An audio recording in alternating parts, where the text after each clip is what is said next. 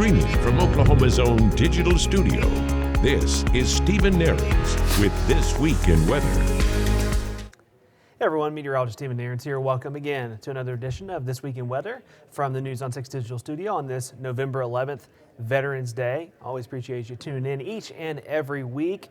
We're going to talk here in a few minutes about, on this Veterans Day, of course, thank you to all of our veterans who have served our country. We'll start off with a little tidbit of some really fascinating weather history that happened on this date a long time ago, and also direct you to an area where you can get some more info on that, a blog that AlanCrone has written. And then we're going to kind of break down what's ahead of us weather-wise the next several days. Also an update on the fall foliage, because if you haven't gone to see the fall colors in green country yet, I think this is the week that you need to be doing that, and there's a couple reasons why. So again, we'll break down all of the details on that in just a second. Of course, as a reminder, you can always find me if you've got questions, comments, suggestions, what you'd like to see or hear on This Week in Weather. You can see my email address, Facebook page on the screen there. And again, as we've been telling you, we can find these episodes each and every week on our News on 6 weather-specific YouTube channel. So you can scan the QR code there on the screen, or also if you just go to youtube.com/@NewsOn6Weather, which is the handle there on the screen. That will get you to our weather-specific YouTube channel, in addition to many other News on 6 content channels that you can subscribe to on YouTube. And in particular, the weather channel, weather YouTube channel, you'll have your This Week in Weather episodes, and also the daily weather updates that we provide on air that get put on YouTube as well. So make sure you subscribe to that channel if you hadn't already. And again, obviously on this Veterans Day, as we're recording this on Veterans Day, thank you, thank you, thank you, thank you to all veterans who have served our country, and of course, active duty service members as well. Want to honor you every single day of the year, but in particular on this Veterans Day, cannot say thank you enough to the service that you have provided to our country to keep us safe and free. So I mentioned a little piece of weather history that I'm starting off with here, and again, this was November 11th, 1911, I know more than 100 years ago, but it's one of the more fascinating weather events that we've had happen not only on November 11th, but in any November in Oklahoma. And of course, that's saying something, right? Because as you're well aware, we're known for our wild weather. But this was November 11th, 1911. If you've never heard of this event before, it was called the Great Blue Norther of 1911. And in typical Oklahoma fashion, right, it features some absolutely wild temperature swings. And again, I'm going to show you the brief stats, and then I'm going to direct you to an article online, a blog online, where you can read a lot more details that AlanCrone has put together. But what happened was November 11th, 1911, 85 degrees was a record high temperature in Tulsa. And we've tied that record once or twice since then, but that's where we were November 11th, 1911. By that evening, that night, a powerful cold front came barreling into Oklahoma, down the plains as well. Really, this is a system that impacted pretty much the entire country.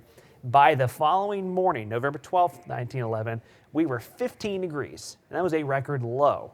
The very next morning, just an absolute plunge of temperatures, again, even by Oklahoma standards. That's some pretty extreme drop-offs, right? And again, this was a system that impacted pretty much the entire country. A lot of areas had this kind of thing happen, kind of in the plains in particular. We went from record warmth to record cold. Parts of the Midwest dealt with tornado outbreak followed by a blizzard. Again, it was one of the more unique November winter weather events, not only in Oklahoma, but across the country. And as I just mentioned, there's brief stats on that, but if you want to get a lot more detail on it, and I would encourage you to do so. Like I said, AlanCrone has written a really good weather blog that just kind of breaks down the specifics of what happened with this Great Blue Norther of 1911, again, because it was a significant one. So just go to newson6.com/weather.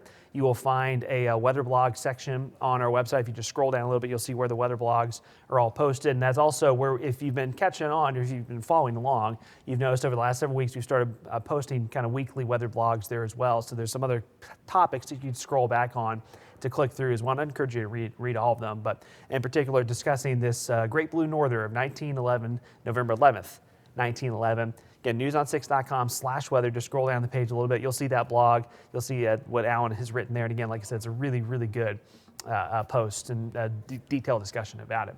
Now back to the here and now. Obviously, we had some big time warmth from the very end of October right into, in particular, the first week or so of November, and then we took a pretty big plunge temperature-wise last weekend. Maybe not like the Great Blue Norther we just discussed, but it was a big cold front last weekend that led us into a hard freeze and actually a killing freeze Monday morning. November 10th, that's the date I have here on the screen. I'll break down the specifics on this in just a second. So we had that, when we talk about different levels of freezes, a light freeze is when we get 32 degrees or lower. A hard freeze is when we get to 28 degrees or lower. And by that point, that's when, many more plants start getting damaged, not just kind of the tender plants when we have a light freeze. And when you get to 24 degrees or lower, that's considered a killing freeze. And by that point, that's pretty much the end of the growing season. I mean, the growing season often will come to an end with a hard freeze, but especially with a killing freeze, that pretty much means, all right, the growing season is over. That's what we had Monday morning, pretty much area-wide. Tulsa got all the way down to 24. We had some spots that were about 19 to 20 degrees Monday morning. So that's a little earlier than we've done compared to average. That's the statistics that you're looking at on the screen. I'm just showing you the first killing freeze that we've had of the last several falls. Tulsa's average first killing freeze of 24 degrees or colder, is November 26th. That's kind of the long-term average here. Of course, we were about two and a half weeks ahead of that this year, earlier than last year, which didn't happen until the end of November. And again, it can widely range. You can tell back in 2020, 2021, it took us into the beginning of winter before we had a freeze that low. So we had that a little bit earlier this year. So, like I said, kind of the end of the growing season, or it is the end of the growing season after that, also impacts the fall foliage. As we've been talking, especially over the last couple weeks here, about colors starting to turn, and in particular over, I'd say, the last week to week and a half, basically since November began, right on schedule. We had seen a lot more colors that hadn't really been showing up yet, starting to pop in northeastern and southeastern Oklahoma. Well, this plays right into that hard freeze that we just had. The peak fall foliage, I mean, it's here area-wide if it wasn't there already. So I went full screen on that graphic so you can maybe read that just a little bit better. But you can tell what I've got on the map here, right, is that at this point, it's peak viewing. In some areas, in northeastern Oklahoma in particular, it's not out of the question that we maybe already have surpassed or eclipsed the peak of fall foliage season, which again, for this time of year, we get into the second week of November, that's really not out of the ordinary. Some years it'll extend later than that, other years it won't. But why that hard freeze, that killing freeze, I should say, is important for the foliage too, is we talk about, kind of killing off maybe the plants that are growing for the fall season or the end of the fall season, but also it impacts how the fall colors are turning as well, right? And so areas where vibrant colors were showing up, we'll continue to see some of those colors until those leaves fall, but maybe some of those other trees that were still green or we're still trying to turn those colors yet, well, after the kind of freeze that we had Monday morning, those trees more than likely won't have as much of a chance to have those fall colors turn. If anything, they may have those leaves turn brown pretty quickly and start to fall, especially as we pick up, some windy days off and on through the week. So all that being said, if you're going to see the fall foliage around Green Country, if you hadn't done so already, I think this is the week to go do it. Into this upcoming weekend as well. Again, the colors won't all just disappear overnight. But after the kind of freeze that we had Monday morning, it's more than likely that the fall colors that were starting to peak will kind of level off, and then we may start losing those in the days ahead, in particular over the next week or two. So I think this week would be the time to go see those fall colors if you haven't done so yet. And again, we'll see maybe some extend past that. Now, some of the good news is that the weather is certainly going to cooperate if you're going to go see some fall colors in the next several days through the end of the week into the upcoming weekend, especially from a temperature standpoint. Here's just a glance at what we're headed over the next several days. We'll break down the jet stream part of this in just a second. But after this little cold snap that we had at the beginning of this week, well, didn't last long, right? We are going back well above normal for the rest of the week into the upcoming weekend. Normal high would be low 60s. You can see where we're headed from Thursday and Friday and even into the weekend. Those temperatures stay significantly above normal. I mean, we could be making a run again at near 80 degrees Thursday and Friday. It's kind of more like spring-like afternoons with fall-like mornings. And then the temperature trend from this weekend into early next week is a little bit of a wild card. We will generally start to trend things cooler, maybe closer to normal by the beginning of next week, but there's still some things that are up in the air because that jet stream pattern that far out is still one that we're trying to iron out here. So here's where the big picture is right now. I'll take that full screen so you can see those graphics on the screen a little better. So at the beginning of this week, that jet stream flow was like due north to south. So just pulling that really cold air out of Canada and the northern United States straight down into the plains. We had that big blast of cold air. And by the way, they were getting not only cold winter air, but a lot of snow to start this week in the Great Lakes areas off of Lake Michigan and Lake Erie. Several of the Great Lakes were having some big time lake effect snows with this kind of powerful early season storm system. That's starting to retreat as the week goes along. So not only does that take kind of the winter weather eventually away from the northeast United States, but it starts pulling the cold air back to the north. That upper level ridge of high pressure to our south and west starting to strengthen. That's where the warm air is kind of centered, and that's starting to slide back our direction. That warms us up for the rest of the week. Frankly, it's a pretty similar pattern to where we were in before our little brief cold snap, where the ridge was more or less the dominating feature. We were warm and dry, and that's the pattern that we're settling back into for the rest of the week. I kind of want to progress this from the rest of the week into the weekend to show you what's coming our way. So through Thursday and Friday, again, that upper level ridge slides to the east and centers up pretty close to us. And so that will continue to crank up the warmth. That's one of the reasons why it looks like Thursday, Friday, maybe when the temperatures kind of peak out or crescendo, but there's still going to be some warmth in the weekend as well. Now look right off into the corner of the screen. You can see another storm system developing off the west coast of the United States. That's our weather maker for the weekend and into early next week. But there's some details to sort out here. And one of the reasons why, the big reason why, is by Saturday into Sunday, that upper level low comes diving into the southwest United States, but it becomes what we call a cutoff upper level low. And you probably hear that term get thrown around by us and any other meteorologists you may watch. Your cutoff low, or cutoff upper level low, what does that mean? Well, the long and short of what that means is we can get an upper level storm system, a strong upper level low that gets, well, cut off for the main jet stream flow. Kind of the main upper level storm track that's really steering the main jet stream. And it may be hard to tell here, but you can kind of see how there's one area of strong upper level flow in the northern United States up into Canada, and how the cold air kind of follows that. And then there's that second dip south of the jet stream with that upper level low over the weekend. But that low starts to drift away from the main jet stream flow. And the long and short of all of this, as I kind of ramble about this, is that when that happens, these kind of cutoff lows can be pretty tricky to forecast from a timing standpoint, from a track standpoint, exactly where they're going to go, how quickly or how slow they're going to move. Because once that happens, once they become these cutoff lows, they can act erratically a little bit sometimes, or they can be just really hard to time out specifically. So as we head into the weekend, we're tracking that storm system, but the big question is, where does it go? Does it track further north? Does it track further south? That has an impact not only on temperatures, but our rain and storm chances and severe weather potential for the end of this weekend and even the very beginning of next week, and then beyond, as that system eventually tracks off to the east by about mid to late next week, as we'll be watching back to the north to see if maybe some cold air across the northern portions of North America, Canada, tries to break south and drop south again. Again, this would be a week or more beyond that. So again, that's kind of a typical flow pattern that we get into this time of year, where again we're tracking strong storm systems that are weather makers, storm makers, and then we're tracking the cold air to the north, and they're all kind of competing with one another. So by late next week, that's the kind of thing that we may be tracking once again. Now I'm going to backtrack back to that weekend storm system this upcoming weekend to just kind of break down again where we think this might head.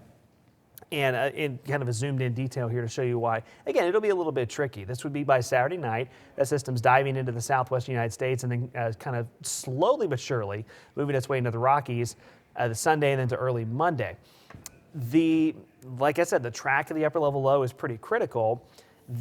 In general, the further south the upper level low heads, the lesser the severe weather chances would be for us here in Green Country.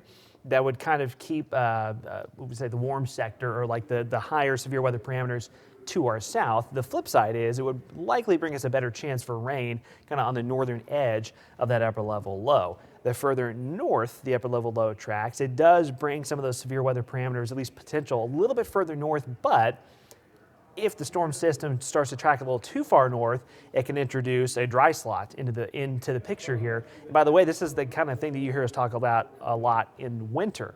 We start tracking these types of systems in, say, like December, January, February, where winter weather is part of the picture.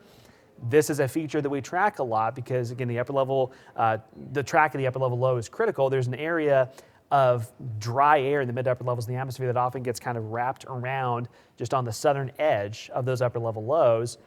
That can lead to a lot of disappointment with winter storm systems, which again, we're not to that time of the year just yet around here, but it can also lead to, with a system like this, maybe we're not tracking winter weather, but it can lead to that dry slot working in and kind of cutting off the rain and storm chances. So again, from Sunday, late Sunday into early Monday, as of now, as we're recording this, we're tracking that chance for at least some storm potential. But if that upper level low tracks a little too far north, the dry slot becomes a bigger player, there's a chance that it could lead to a lot of the rain storm chances kind of getting pushed to our north and to our east, and maybe we don't get as much rain as we were hoping for, planning on. Because again, we know we've now got a couple weeks of drying out. When we need to continue to pick up the rain in spurts here, so we don't get too terribly dry as we head towards the end of fall and eventually towards the beginning of winter. So again, there will be a lot more, tracking of this system and, nailing down the details as we go through the end of the week into this upcoming weekend. So just a reminder to keep checking back on the forecast daily on this. This is kind of the preliminary outlook for what we're watching for with this system for the end of the weekend here on Tuesday on Veterans Day. There will be a lot of changes between now and then as far as where this system eventually tracks for our storm chances, and also eventually for a possible cool down, because if we have kind of a further north track of this system, as you're seeing just kind of one solution here in the forecast model, that could kind of delay our cool down that we're looking for as well. It could keep the above normal temperatures going into the first part of next week. Again, that will be determined a lot over the next several days, but just something to keep in mind that's what we'll be tracking again with this system by the end of this weekend and also the beginning of next week. And like I said, it's that time of year, November. We're kind of battleground time where we can have fall severe weather. We talk about fall often having a miniature severe weather season. Just a reminder, and again, I want to preface this by saying we are not sitting here saying that there's going to be tornadoes with the system Sunday and Monday. In fact, there's a much higher likelihood that we don't have to worry about that sort of thing with this system. But it's always a reminder, we talked about this quite a bit, that fall can bring a miniature, kind of a second, what we call miniature severe weather season to Oklahoma if the parameters are there in October and November. And really also, by the way, we can have severe weather in any time of year, any month of the year. Just takes the right setup, atmospheric setup. But November can have that as well. If you don't remember this, last November in Oklahoma, November 2024, there were 36 tornadoes in Oklahoma, not in Green Country specifically. We had several here in Green Country. I don't remember the exact number off my head, but the entire state of Oklahoma had 36 tornadoes in November of 2024, which was a new record for the month of November. And again, I want to go on record right now saying that I am not forecasting that we get anywhere close to that this November. And also, it is way, way too soon to know that we're going to have any sort of big severe weather threats with this storm system at the end of the weekend and the beginning of next week. But it's just worth a reminder that we can track severe weather this time of year, even as we get cold blasts and you maybe aren't thinking about severe weather threats anymore. That's still something that we can occasionally track. Again, doesn't mean that's what will happen this weekend. In fact, I don't think that's what will happen this weekend, but it's just something that we're always kind of thinking about and reminding you of. It's just another reminder of